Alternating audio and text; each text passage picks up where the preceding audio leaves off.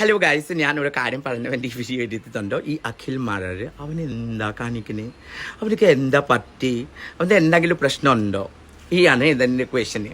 കാരണം അവൻക്ക് കാസ്റ്റിംഗ് എനിക്ക് പറയാൻ ഇപ്പോൾ ബുദ്ധിമുട്ട്. കാസ്റ്റിംഗ് കൗച്ച് പറഞ്ഞ ഒരു സാധനം അവൻ്റെ തലയിലേക്ക് കേട്ടിട്ടുണ്ടെങ്കിൽ അവനെ അന്ന് വിന്നറായിട്ട് പോയി.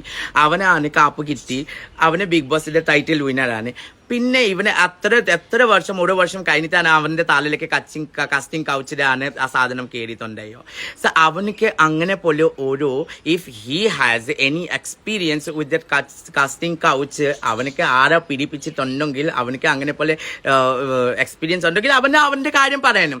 ഈ പെണ്ണുങ്ങളുടെ തലയിലേക്ക് വെച്ചിട്ട് അവന് ഈ കളിക്കിനാണ് എൻ്റെ മോലും പിന്നെ എന്താ പറയുക എസിയൻ്റെ വേണ്ടി കുറ്റം പറഞ്ഞിട്ട് ഇരിക്കുന്നത്. സോ അവനക്ക് അതാ ഫസ്റ്റ് മനസ്സിലാക്കി നമുക്ക് പെണ്ണുങ്ങൾക്ക് അറിയാം നമുക്ക് എങ്ങനെയാണ് ഡിഫൻസ് ചെയ്യുന്നത് വേണ്ടി. ഇന്ന് ഈ 6ാമത്തെ സീസണ് കഴിഞ്ഞ് നമുക്ക് എന്തെങ്കിലും ഉണ്ടെങ്കിൽ we can take care of our self. He don't have to be like a king and coming and saving us. We are not crying and asking, begging him. And what he is doing, he only knows.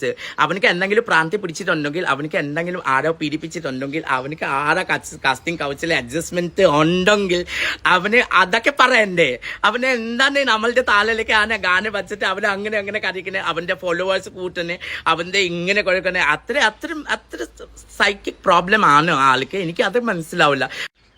അപ്പോൾ ഞാൻ പറഞ്ഞു നമുക്ക് അങ്ങനെ experience ആർക്കും ഉണ്ടായിട്ടില്ല. കാരണം first day മോഡിലെ big ബോസിലെ പോകുന്ന മോഡിലെ എനിക്ക് ഓഡീഷന് കാര്യത്തിൽ ഉണ്ടെങ്കിലും ഇങ്ങനെ ബിഗ് ബോസിൻ്റെ വീട്ടിലെ പോകുന്ന ടൈമിൽ ബിഗ് ബസ് തിരിച്ച് ഇറങ്ങി എനിക്ക് എയർപോർട്ടിൽ എത്തുന്ന മുതൽ നമുക്ക് അങ്ങനെ ഓരോ പെണ്ണിക്ക് അങ്ങനെ ഒരു എക്സ്പീരിയൻസ് ഉണ്ടായിട്ടില്ല എനിക്ക് തോന്നുന്നുണ്ടോ. കാരണം അങ്ങനെ ഒരു ഇല്ല. പക്ഷെ അവനക്ക് അങ്ങനെ തോന്നിയിട്ടുണ്ടെങ്കിൽ, അവനക്ക് അങ്ങനെ ഒരു എക്സ്പീരിയൻസ് ഉണ്ടെങ്കിൽ, പേഴ്സണലി അങ്ങനെ ഓരോ കാര്യങ്ങളും ഉണ്ടെങ്കിൽ അവന് അപ്പോൾ പറയുന്ന കാര്യമാണ്.